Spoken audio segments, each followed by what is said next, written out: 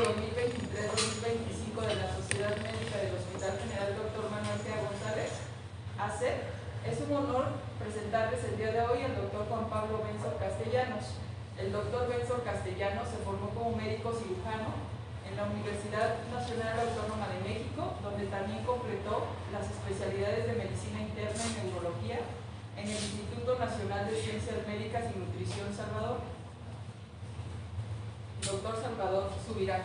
Posteriormente obtuvo una alta especialidad en enfermedad vascular cerebral por la misma institución. Su excelencia académica y profesional está respaldada por certificaciones de la Sociedad Iberoamericana de Enfermedad Cerebrovascular, el Consejo Mexicano de Medicina Interna AC y el Consejo Mexicano de Neurología AC. Con una destacada trayectoria en el ámbito, el doctor Benzor Castellanos es reconocido como experto en enfermedad vascular cerebral, epilepsia, cefaleas, trastornos del movimiento, migrañas y demencias. Su experiencia clínica se ha consolidado a través de su labor como médico adscrito en importantes instituciones de salud, tales como el Hospital General Ajusco, el Hospital General Tláhuac, el Hospital General Dr. Manuel G. González y el Hospital Ángeles del Pedregal. Además, el doctor Benzor Castellanos ha contribuido significativamente al avance de la medicina neurológica a través de su participación en diversas sociedades médicas.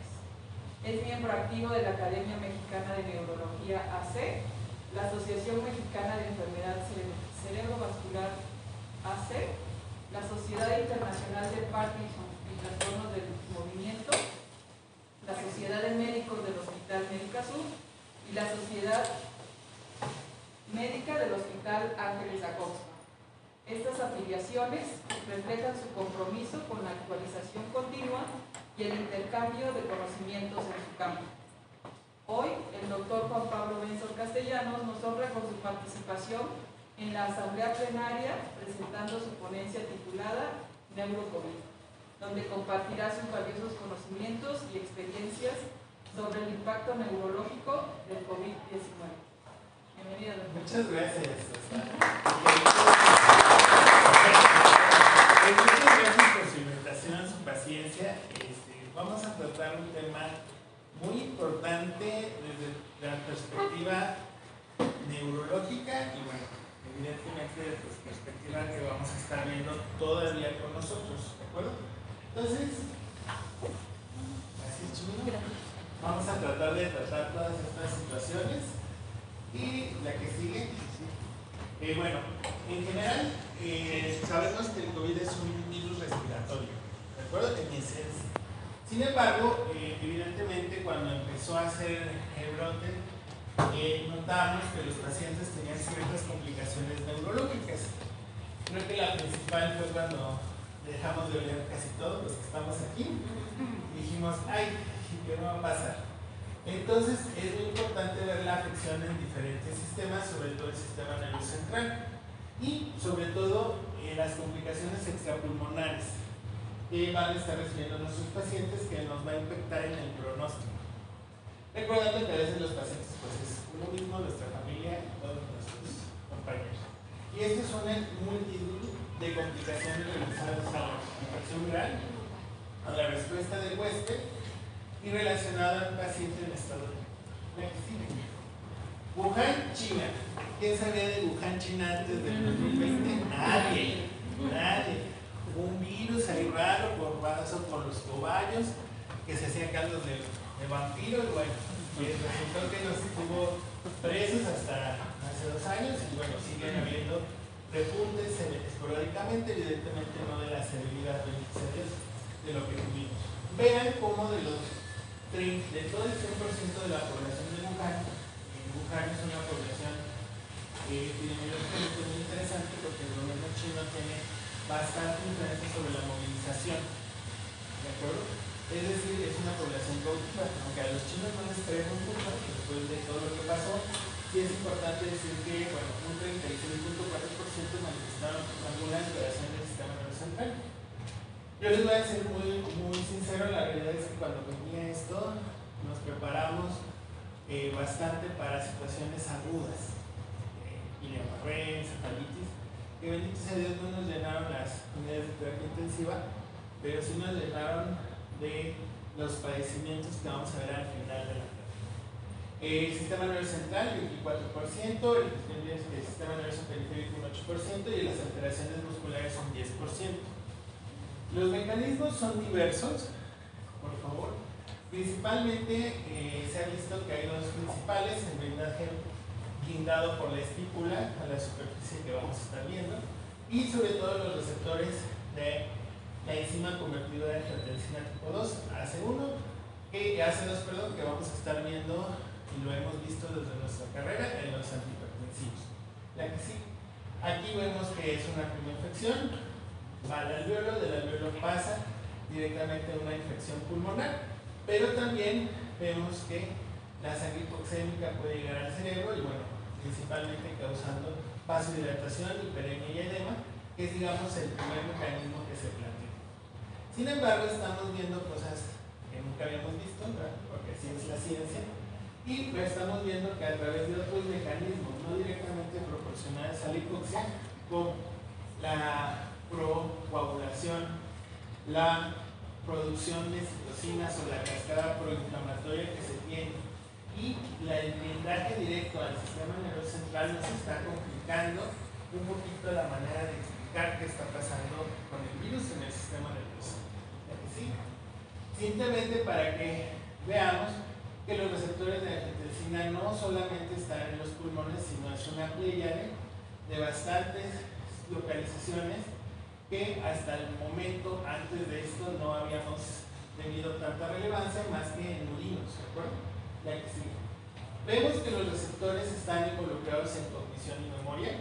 Esto es en modelos de ratitas, las ratitas pobrecitas, ¿verdad?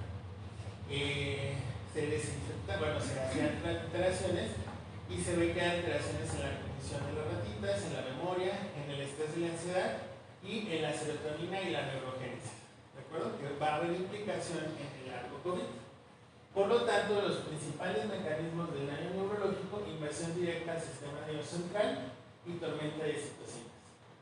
La infección primaria, como pueden ver, es a través inicialmente del mismo virus que va a ingresar a través del COVID por medio de varios mecanismos: recepción, migración paracelular, es decir, atraviesa los riñones, y a través de un mecanismo que se llama caballo de Troya. Se lo come el macrófago lo pasa y después el macrófago muere y entra a nuestro sistema. ¿De acuerdo?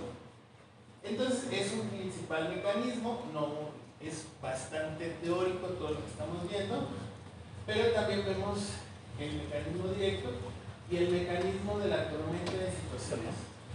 Creo que aquí hay varios que estuvieron en la parte segunda, por ahí está. Sí. Y urgencias, y vimos muchas complicaciones acerca de la fase aguda sobre estas citocinas. Y mucho de la mortalidad disminuyó cuando empezamos a tener un mecanismo que era la dexametasona sobre la tormenta de citocinas en los pacientes agudos. La que sigue, por favor. Entonces volvemos a hacer mecanismos, factores procoagulantes que causaron ciertas enfermedades vasculares, principalmente trombosis, ictus, hiperinflamación que causaba encefalitis, inflamación de los vasos sanguíneos, encefalitis, infarto, daño muscular, anosmia, y la tormenta de citoquinas que fue el Guillain-Barré y la encefalomelitis diseminada aguda. Esto es en una parte que estábamos nosotros aquí. Hasta el 2022 nosotros pensábamos, bueno, los pacientes que se infectan, pues vamos a tener una recuperación como lo hemos pensado en todos los pacientes hasta el momento. Sin embargo, estamos viendo que algunos porcentajes que vamos a ver van a tener complicaciones prolongadas, es decir, síntomas persistentes. Y aquí vamos a hacer una pequeña encuesta. ¿Quién ha tenido síntomas después del COVID, después de 12 semanas? Ya nos van a ver la consulta. La realidad es que son muchísimos que vamos a ver la lista y van a decir, no, sí, yo sí tenía. Principalmente las complicaciones que vemos alrededor del mes y las complicaciones posteriores que vienen siendo las alteraciones de la salud mental que requieren rehabilitación y socialmente ocupan un apoyo y también un monitoreo, porque no sabemos qué va a pasar a la suma de los años. Un poquito con el cerebro, vemos de nuevo cómo afecta, se dio afectación principalmente al nervio craneal 1, sin embargo también al quinto y al décimo, y bueno, ya habíamos visto un poquito todas estas partes. La que sigue, por favor. Entonces, la neuroinflamación es muy importante hablar de estas dos interleucinas, la interleucina 6 y la interleucina 8, que están involucrados, ¿de acuerdo? Fue el primer planteamiento de manejar ciertos medicamentos, como por ejemplo el tocilizumab. Sin embargo, estábamos viendo que cuando se iniciaba su manejo ya eran pacientes pues, que estaban ya muy graves. Entonces fue cuando nosotros empezamos a ver grandes mortalidades y después de que vimos acerca de una incidencia de dexametasona, fue como empezaron a disminuir estos balances y bajó la neuroinflamación. ¿De acuerdo? Gracias. Y también que es una sustancia quimoatrayente. Es decir, se ha visto que la MCP1 atrae propiamente a la inflamación y esto se encuentra directamente relacionado al virus. Vamos a ver las complicaciones, manifestaciones agudas, principalmente los síntomas hasta 4 semanas. Es decir, si ustedes tienen un COVID, o al principio del COVID, era un mes, lo que nosotros pensábamos que se define como COVID agudo. Posteriormente, las condiciones posteriores a COVID son los síntomas físicos y mentales que se experimentan 4 semanas y no se explican acerca de ciertos diagnósticos alternativos. Pacientes con afasia, pacientes con situaciones de estrés postraumático, pacientes que tienen alteraciones bastante importantes cognitivas. Y eso fue lo que empezamos a ver nosotros, y pues en el área de neurología cubrimos mucho esta parte. La que sigue, por favor. Los síntomas más comunes: dolor de cabeza, fatiga, la niebla mental, que vamos a ver qué es esto de la niebla mental, la anosmia, la algeusia, la disgeusia, la mialgia y las parestesias. Vemos que las manifestaciones graves, que vuelvo a insistir, estas eran lo que nosotros teníamos, pero si bajo no hubo tantos. Los ictus, las alteraciones del estado mental, pacientes encefalópatas, comas crónicos, como vimos con la influenza en el siglo XX, las crisis convulsivas y el síndrome de Guillain-Barré. Las manifestaciones neuropsiquiátricas y neuropsicológicas, problemas de memoria, ansiedad, depresión, trastornos psicóticos y deterioro cognitivo. Otras condiciones, pues deterioro de la calidad de vida, limitación de la actividad de la vida diaria, fatiga crónica y síntomas persistentes de la enfermedad, que se llama long COVID, que vamos a ver más adelante. Y las condiciones que esto puede agravarse son pacientes hipertensos, diabéticos, obesos y que tienen enfermedades neurológicas previas. Entonces vean, para eso está la práctica, para eso está la tabla, para que ustedes vean todas estas alteraciones que pueden ser causadas en la parte aguda, que realmente en un paciente en estado crítico, pues se pueden ver, no es poco común. La que sigue, por favor. Sin embargo, estamos viendo que empieza a haber alteraciones del estado mental, encefalopatía y también algunos datos de encefalitis, que vuelvo a insistir, son los menos casos.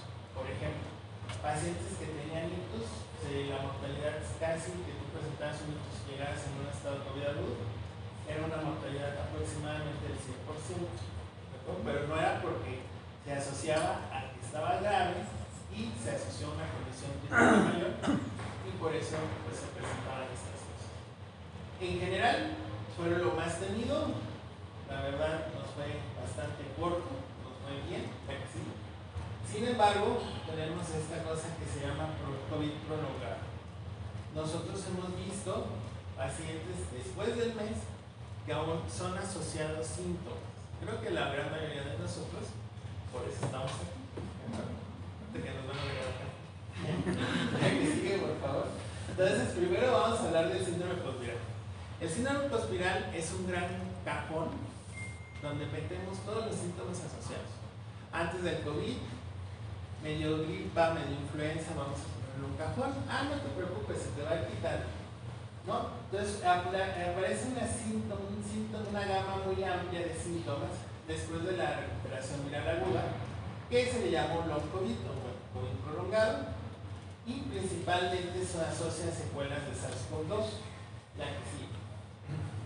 Esta calidad de vida se ve afectada, es decir, si ustedes hacen encuestas de calidad de vida a sus pacientes, lo cual les recomiendo, van a estar viendo que después de que un paciente tuvo COVID, se le hace una calidad de vida a las 12 semanas, van a ver que va a bajar. También el impacto de salud mental es considerable.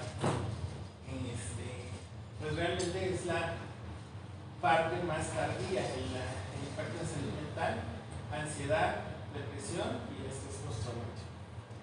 Créanme que pues uno que tiene que hacer frente, creo que todos hemos tenido familiares, amigos que pues, ya estaban y toda la familia se fue, o sobrevivió uno o dos, y tiene una gran repercusión al paciente y en su salud.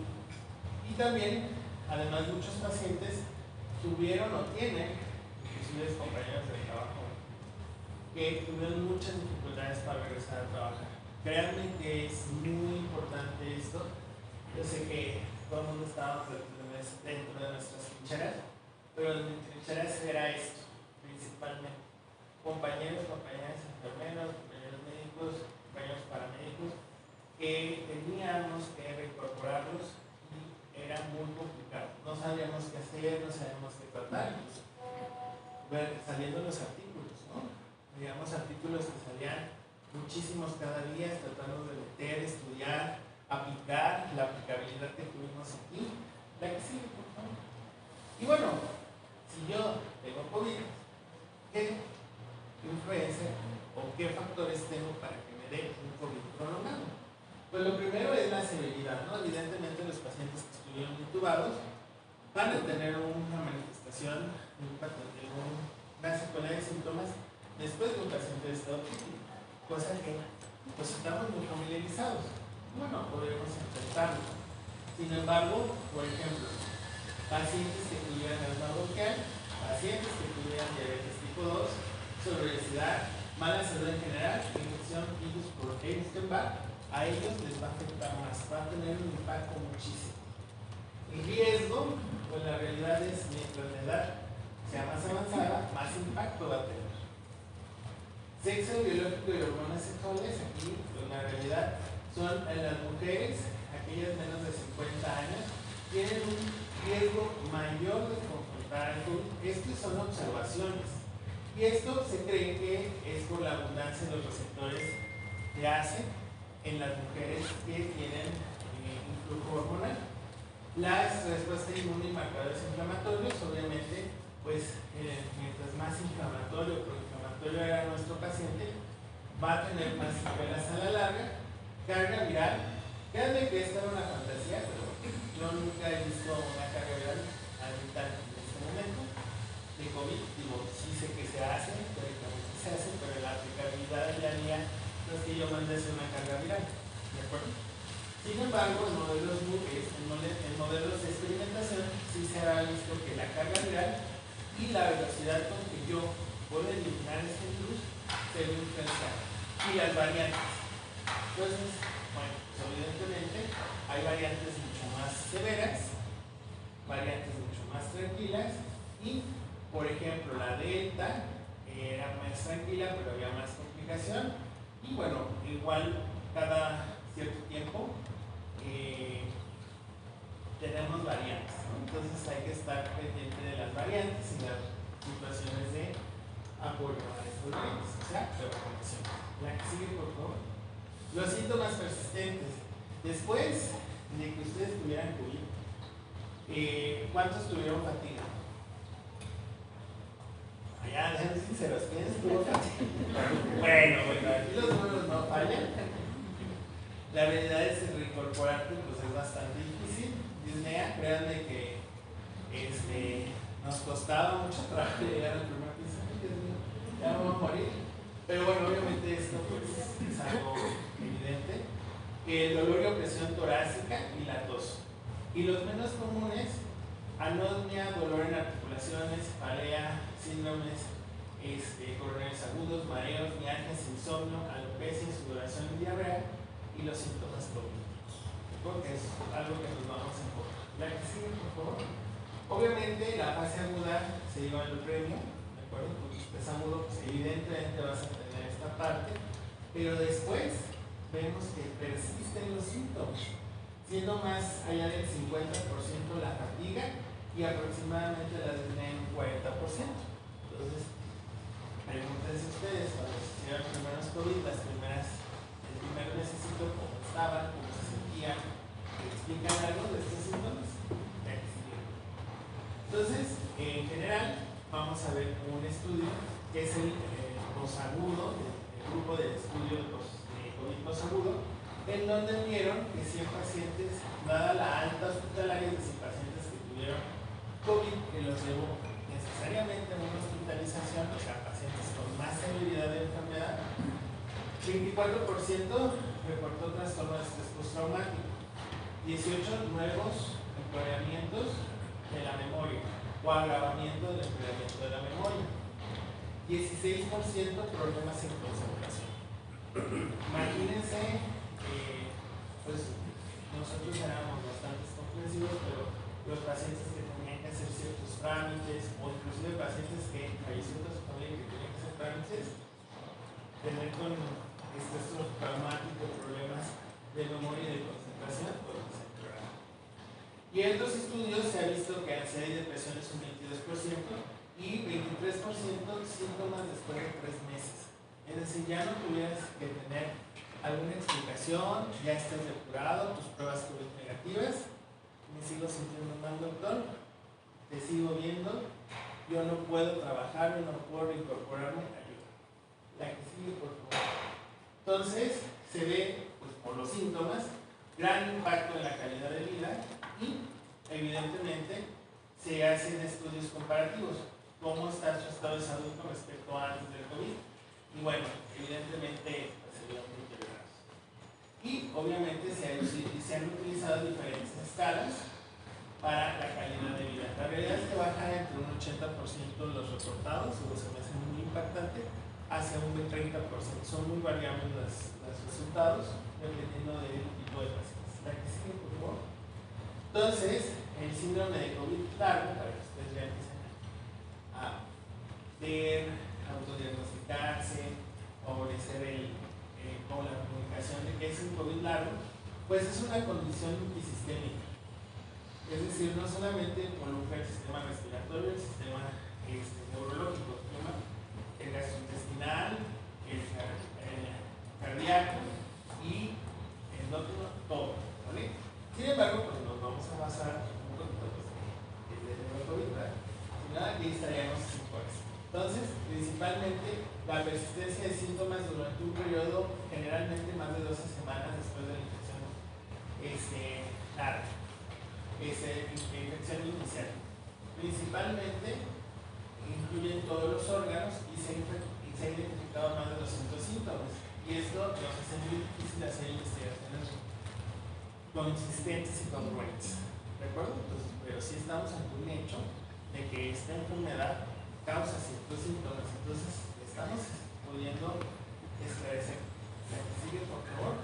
Vemos cómo hay una desregularización de la respuesta inmunitaria, ¿de acuerdo? Y se cree en algunos pacientes que hay una reactivación. Hay ciertos virus latentes o virus que están como caballo de Troya y que pueden reactivarse. Eso es una teoría. La otra es la disbiosis de la microbiota. En general, actualmente se ha dado mucha relevancia a la microbiota sobre aspectos de transmisión. ¿Cómo el sistema nervioso tiene que ver con el estómago? Si a mí me enseñaron que la el pueblo principalmente el intestino era pues para absorber nutrientes y expulsar los desechos. Pues no, se ha visto que mucha tiene que ver la microbiota, y si yo les dijera que aquí en este sistema nervioso que está en el intestino hay más neuronas que en el cerebro, se impactaría. Entonces es muy importante, va a haber mucho impacto sobre la microbiota y sobre todo aquí pasaron las disbiosis.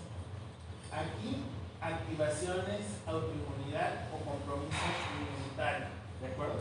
Es decir, parece que había un factor donde había una autoinmunidad. También factores protrombóticos que causaban pequeños trombos y esto, pues, alteraciones endovasculares y de la funcionalidad. Y disfunción del sistema nervioso central. Principalmente parecía que hay sensibilidad, hipersensibilización en lo que es el tallo cerebral y el nervio vago. Entonces tenemos varias hipótesis. Aquí sí. Entonces, pues la lista sigue y sigue y sigue y sigue y sigue y sigue. Sin embargo, bueno, la fatiga, que es el más común, pero vean, por ejemplo, lo que es alteraciones del sueño, lo que es problemas de concentración, lo que son trastornos neurológicos psiquiátricos, arritmias, miocarditis, por ejemplo, arritmias, síntomas respiratorios, todo reducción de la capacidad pulmonar, las disautonomías, principalmente el síndrome de taquicardia prostática postural y mareos. Entonces volvemos a decir que es una serie de síntomas. Esto ya es en COVID prolongado, ¿de acuerdo? Entonces vean cómo fatiga sigue siendo uno de los principales, la que sigue. Y bueno, se ha sugerido, ya habíamos platicado sobre esto, y los factores de riesgo, otra vez sexo femenino, diabetes tipo 2, reactivación del virus de Epstein-Barr y ciertos trastornos del tejido conectivo, principalmente enfermedades inmunológicas. Y vamos a ver el término de debilidad mental. Cuando nosotros salimos del COVID, pasan 12 semanas, bueno, ¿qué pasa en la cognición? En la cognición es fundamental, ¿de acuerdo? La realidad es que es un término que se ha utilizado de manera descriptiva para los pacientes que tienen problemas en las funciones intelectuales después de la infección de COVID. Se refiere a una constelación de síntomas que incluyen confusión, pérdida de memoria, mareos y dificultad para concentrarse. ¿Les suena algo que ustedes hayan tenido? La que sigue, por favor. La OMS ya lo acordó, le llaman la realidad, recuerden, todo esto era, como me decían los infectólogos, que aquí están reportando el paricutín, yo soy un biólogo, o sea, esto es lo que estoy viendo en este momento. Entonces todo esto en unos años va a decir, para esto, pero es ir viendo y decidiendo. Realmente muchos de los términos que están usando pues fueron porque la gente lo usó, ya los médicos lo usamos. Y en un metanálisis muy sistemático se identificó que el 80% de los pacientes infectados con SARS-CoV-2 desarrolló uno o más síntomas alármicos. ¿Sí? Y bueno, ¿cuáles son las más afectadas? Bueno, obviamente, cuando ustedes vienen con una queja cognitiva, es decir, doctor, se me olvidan mal las cosas, hay que hacer ciertas evaluaciones. Dentro de las funciones más afectadas pueden ser la atención, la función ejecutiva, y estas son habilidades como planificación, organización, toma de decisiones, control de impulsos, ¿de acuerdo? En memoria, pérdidas en memoria a corto plazo, memoria de trabajo, ¿de acuerdo? Sobre todo pacientes que regresaban o se incorporaban, principalmente estudiantes, porque son los que tienen más carga escolar. Vimos eso, razonamiento y pensamiento. El procesamiento mental era más lento y no resolvían tan eficaz como previamente. ¿Sale? También confusión, es decir, se sentían desorientados, desorganizados y principalmente incapaces para seguir una conversación, dificultades para la adquisición de nuevas habilidades y coordinación y equilibrio. Entonces, yo les diría, si tienen un paciente que pudiera tener una afectación por neurocog, debilidad mental,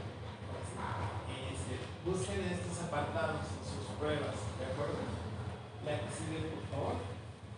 El enfoque del tratamiento del long COVID tiene que ser multidisciplinario.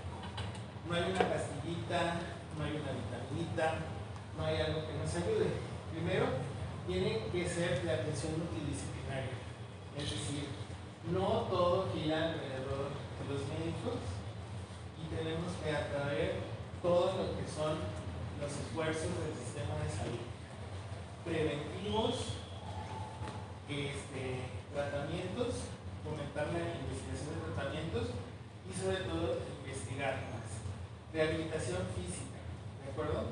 Principalmente reanudar rehabilitación física les va mejor a estos pacientes. Manejo de comorbilidades. Vimos que nuestro país y nuestro sistema de salud pues sí tenemos bastantes enfermedades que tenemos que mejorar.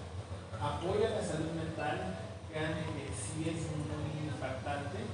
Pues creo que todos lo vivimos, creo que hubo noches sin dormir, creo que hubo muchas preocupaciones y bueno, evidentemente pues, salud mental está ahí presente. Servicios sociales, es decir, sobre todo por la dificultad, ¿no? Yo la verdad es que, o sea, el respeto es cuando estuvimos en pandemia, también se la rifó y bueno, pacientes que destrozados les ayudan a hacer trámites, les ayudan a hacer procedimientos, les ayudan todavía a poder realizar o poder hacer algunos trámites, incorporarse a su vida normal.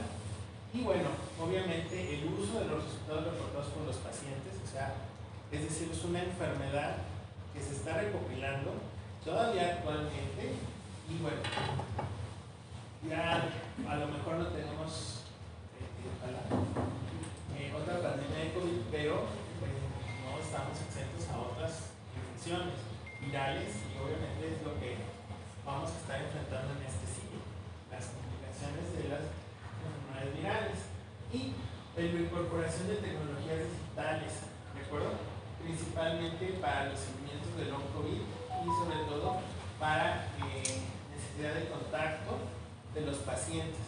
Bueno, nosotros pues es muy fácil ya ahorita, pues préstame su teléfono, tenemos una videollamada, a partir de ahí empezamos el impulso de las nuevas plataformas, de consultas, familiarizar a los pacientes, tener contactos, investigaciones a través de estas herramientas. ¿Ya que sí?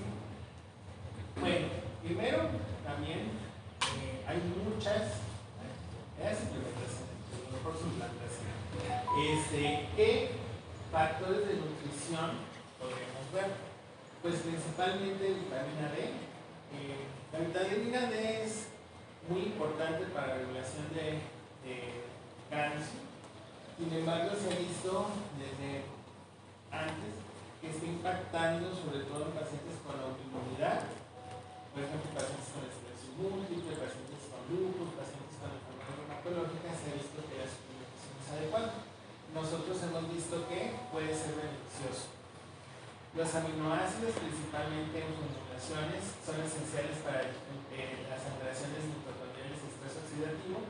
Los micronutrientes, selenios, hierro, zinc y magnesio son críticos para el sistema inmune y están relacionados para que se puedan suplementar. La L-arginina más vitamina C se ha visto que los pacientes con COVID con fatiga persistente, una reducción de fatiga. La bromelia y la proxerutina se ha observado la atenuación de los síntomas, que son suplementos en varios. La lactoferrina y la paracasei, lactobacillus se han administrado en pacientes y hemos visto que han mejorado sobre todo síntomas del sistema inflamatorio, mejoría de la fatiga, disnea, dolor articular y muscular. Extracto de polen. ¿Quién era de los que les daban superpolio de chiquito? ¿No? ¿Varios? ¿Verdad?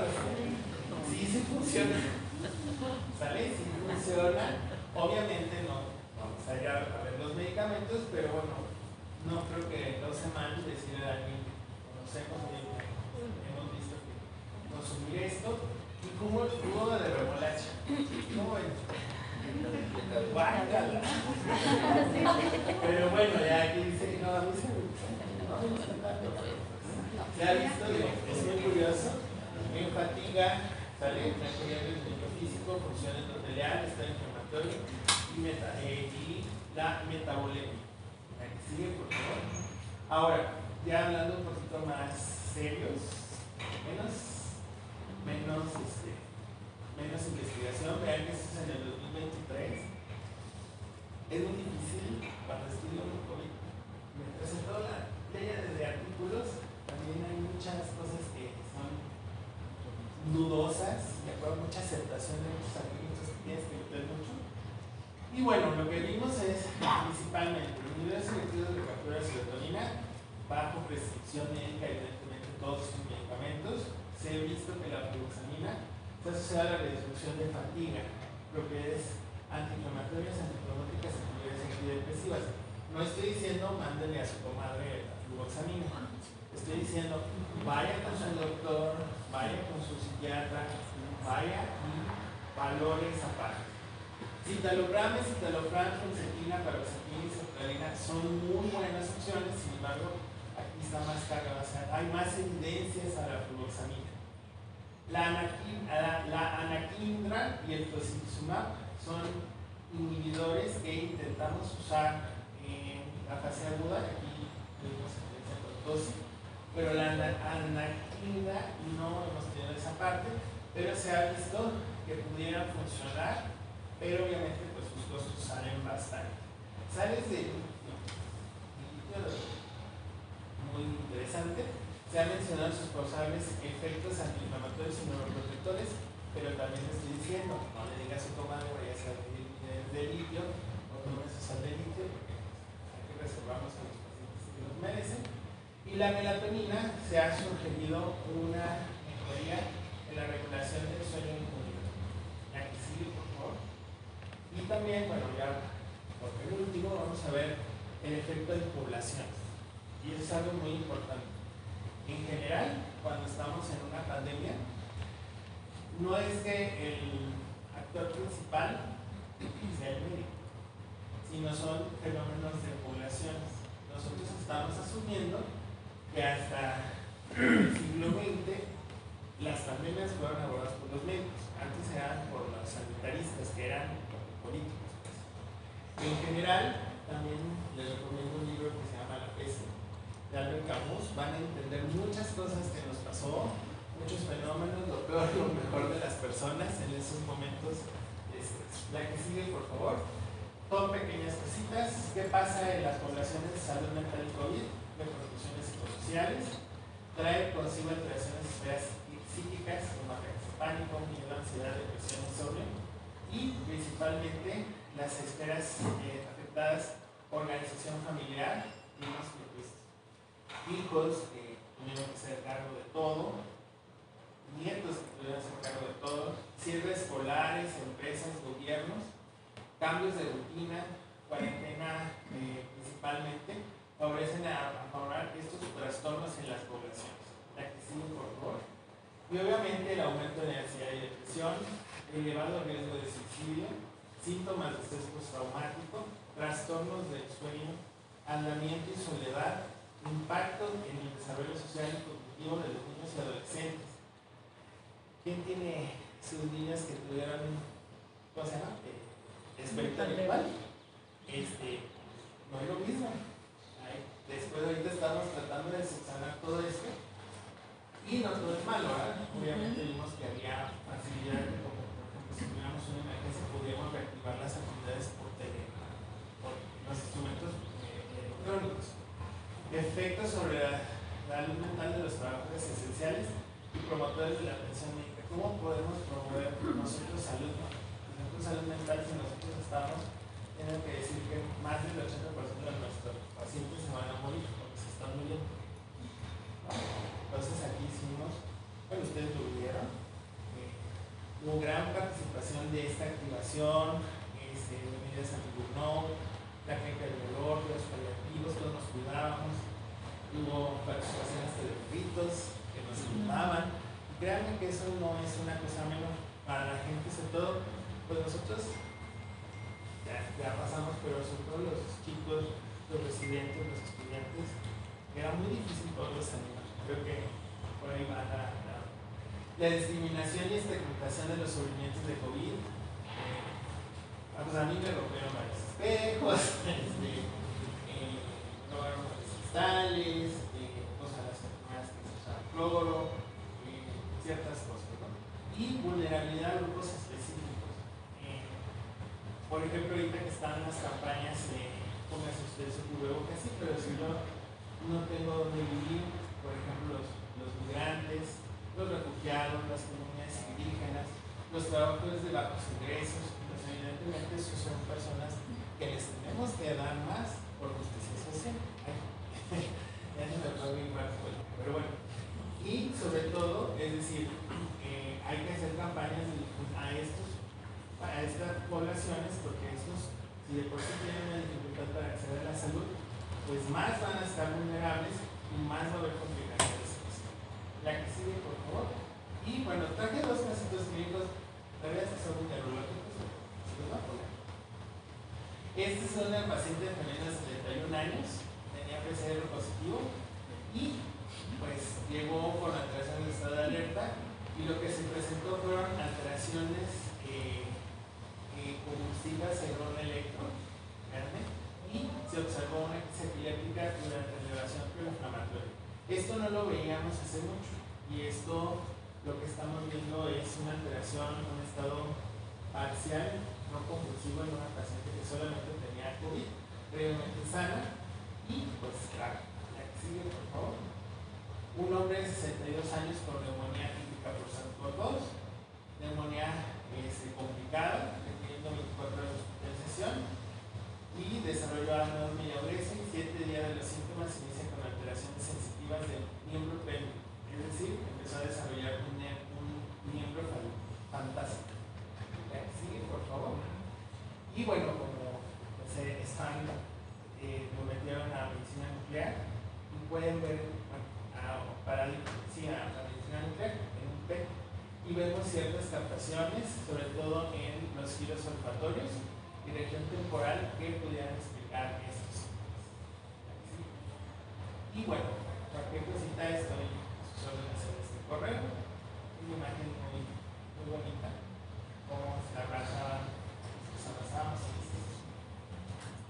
Y la que sigue, conclusiones. Primero, el SARS-CoV-2 presenta neurotrofismo, es decir, puede invadir directamente a través de sedación hematógena o infección directa a las terminaciones. Hay una respuesta inmune exacerbada, hay lesiones cerebrales, ¿de acuerdo? Manifestaciones clínicas agudas que son menos frecuentes, las graves y efectos a largo plazo. Muchos pacientes continúan experimentando ahorita síntomas neuropsiquiátricos después de la fase aguda, así como el síndrome post-COVID y el COVID prolongado, ¿no? Que realmente estamos aprendiendo muchas cosas de esto, y obviamente pues vamos a estar trabajando mucho en pues intentar disminuir y mejorar la calidad de los pacientes. Y bueno, 10 hábitos saludables para su cerebro, lo pueden hacer en su casita, desafía su mente, sea curioso, póngase a trabajar. Quédense en la escuela, obviamente, aunque la fase protectora es más en las primeras décadas, pues quédense en la escuela, aprendan algo, siempre hay algo que aprender. Muévase, haga ejercicio para regularizar, proteja la cabeza, póngase en casa. La verdad es que luego, casa. Digan no al tabaquismo, digan no al tabaquismo, digan no al tabaquismo. Controle su presión arterial, maneje su diabetes, coma sano.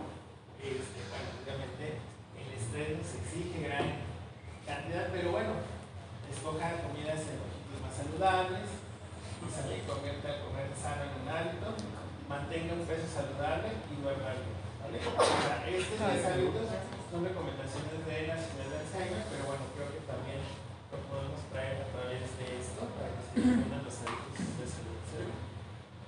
Y bueno, pues les agradezco mucho. No sé si tengan dudas, preguntas. Hay muchas dudas, muchas preguntas, porque yo les puedo ayudar.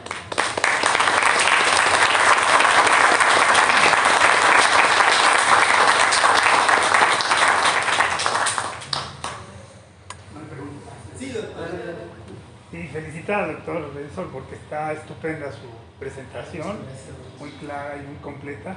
Y también quisiera hacer un comentario. Cuando sufrimos la situación del COVID aquí en el hospital, el trabajo que hicieron los psicólogos y el grupo de paliativos fue extraordinario como un apoyo a la comunidad del hospital.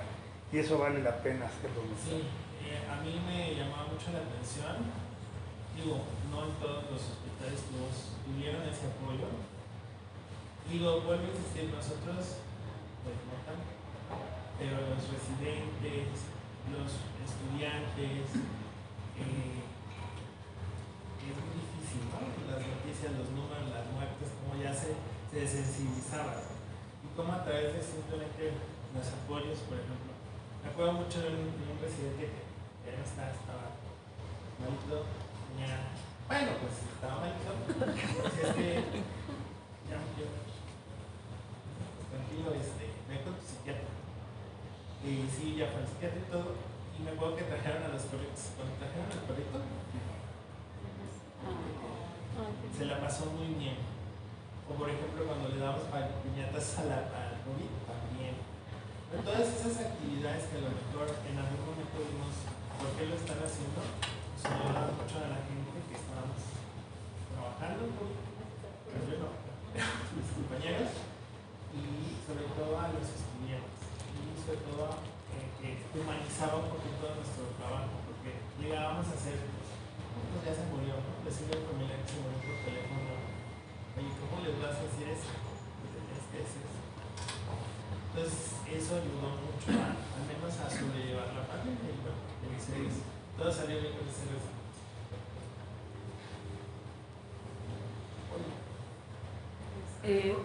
¿Yo? Sí.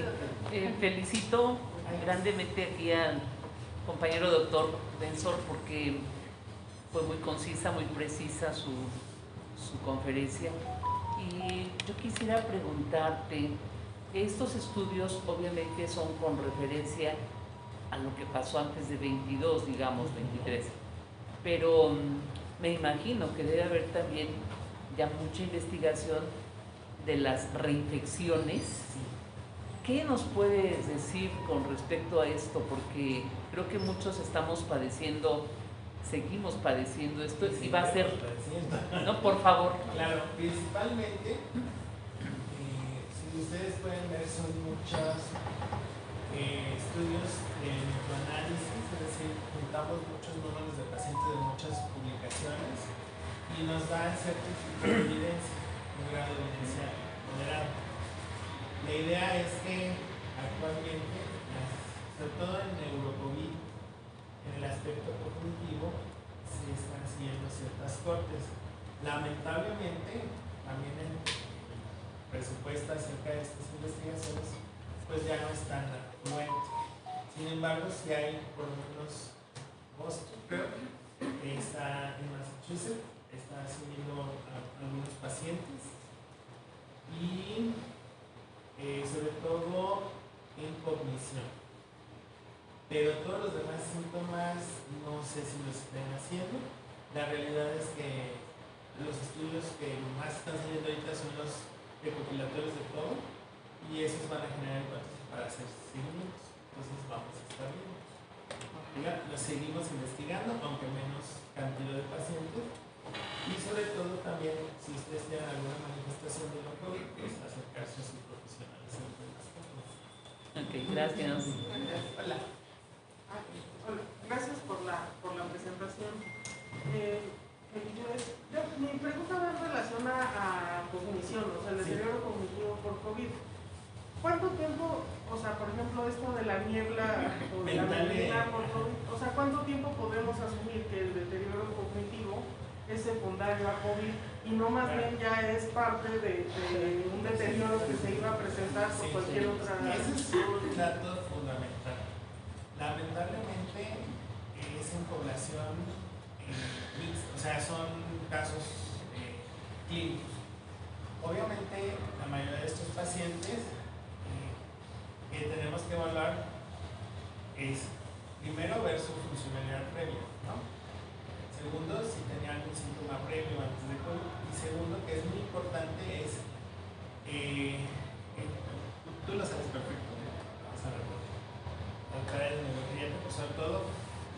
población, digamos, a largo plazo. En estas poblaciones que se dio en cognición son poblaciones jóvenes, menos de 60 años, la mayoría de los pacientes. Pero voy a decir, como son casos clínicos, pues no escoges a tu caso, ¿no? Sin embargo, se ha tratado de seguir en estos pacientes menos de 60 sin patología. Esos son los que hemos visto que tienen más afección en el foco, por así decirlo. También hemos visto que esta población lo más seguro es que pueda presentar en largo de 2 años ya un posterior desarrollo de ya síntomas claros de un neurocognitivo, ¿no? Alzheimer, Asperger, etc. La realidad es que no se sabe, porque no hay un seguimiento más allá de los 5 o 10 años. No lo vamos a estar viendo en los próximos años. Sin embargo, es muy cierto. Si llegan a la consulta un paciente que tiene neurocovid, bueno, tuvo COVID hace 2 meses, no asumamos que todo es COVID, ¿no? Porque también llegamos a una situación, no es por el COVID. Oiga, y me sigo desubicando. Pues es por el COVID. Hay que tomarlo en serio, analizarlo, hacer como los protocolos ser muy rígidos en esa parte. Y si de todo lo que hicimos no vemos algo, bueno, se va a asumir que es neurocovid y evidentemente el neurocovid no se ha sabido hasta cuándo para. Sin embargo, la intervención de las medidas no médicas pueden reducir su impacto. Gracias. Les uno las felicitaciones, Benson. Y por otro lado, creo que tocaron varios aspectos, quizá el más relevante es de todo lo que se hizo, incluyendo ya lo que han mencionado. Yo quisiera saber, y si se pudiera, se tomaron tamizajes, cuál era el impacto o la cepa dentro de nuestra población G. González que verdaderamente predominó. 1, 2, inclusive vía telefónica hubo parte de mi sitio interno, Alfredo, que estaban a cargo de algunos de los que tuvimos el problema de severidad e inclusive valorar secuelas. Yo una de las secuelas que tengo hasta la fecha son taquicardias yuguladas por isoprolol y que afortunadamente me dan una calidad de vida increíble. Sin embargo, dependo del medicamento no sé cuánto tiempo, lo más seguro es que toda mi vida. Y a eso voy, es decir, hubo impacto no necesariamente pulmonar, conjuntival, gastrointestinal, neuropatía, etcétera, que aún a la fecha, y he visto compañeritas por ahí, que afortunadamente con toda la tenacidad, etcétera, esfuerzo, dedicación, han salido. Y esto también desde el punto de vista de salud, siendo un grave problema, pudiera ser una herramienta o un elemento que no se ha aceptado para incapacitar o inclusive ubicar en el contexto de ese grado de disfunción que un individuo puede tener. Creo que hay mucho al respecto, pero sí valdría la pena recuperar toda esa información y poderla verdaderamente publicar, porque de qué nos sirvió tanto esfuerzo, tanta dedicación, tanto esto, tanto aquello, si yo no he visto ningún artículo que verdaderamente se sume a este plus desde el punto de vista G. González, ¿no? Porque creo que GEA dio mucho y más, inclusive los patólogos. Es increíble que los residentes de patología, ¿y cómo le voy a hacer? Porque pues el que me toca siempre está muy frío, ¿no? Pero ahora tomar una gasometría, tomar un esto, tomar un otro, de verdad increíbles, la verdad los felicito y qué bueno que tengamos una verdaderamente compromiso con nosotros como compañeros en general. A mí, perdón, ha sido muy difícil, porque realmente son bueno, la verdad es que hemos tenido, en el caso de compañeros, pacientes, bueno, compañeros que se vuelven pacientes con alteraciones cognitivas severas y que sí causan gran impacto, por lo menos digo, que sí deterioraron muchísimo. En general tenemos la gran barrera de que los médicos, digamos, de ciertas instituciones que nos brindan asistencias sociales son bastante estrictos, si quieren ver ahí, mira, aquí está la imagen, ahí está tu EBC, por eso te digo, ¿vale? No. Entonces, nosotros, a través de pues, pequeñas rehabilitaciones que podemos dar, estrategias de recomendación no farmacológicas, han mejorado un poco su calidad de vida y obviamente pues sí recomendaciones a medicina laboral donde pudieran recolocarse estos pacientes, ¿no? O sea, mientras se rehabilitan. Evidentemente si hay secuelas permanentes que parece que van a estar, pacientes que pueden recuperarse, ¿de acuerdo? Y pacientes que realmente a través de tratamientos de síndrome de estrés postraumático pueden recuperarse. Lo malo es que todo viene en un paquete. Tienes estrés postraumático, te internaron, estuviste severo, tienes problemas de cognición, tu mental como moca, salen 12, tu imagen está normal y te dicen en el Instituto de Salud que no está bien. No, pues vayas a trabajar. Entonces ya hay que hacer ciertas recomendaciones aquí adentro para que, bueno, a lo mejor no estar en un área con pacientes, a lo mejor en un área que no haya tanto situación. Entonces esa parte sí nos tocó y creo que sí vamos a estar trabajando un poquito en ver las experiencias para poder hacer ya más formal la investigación. Gracias. Gracias.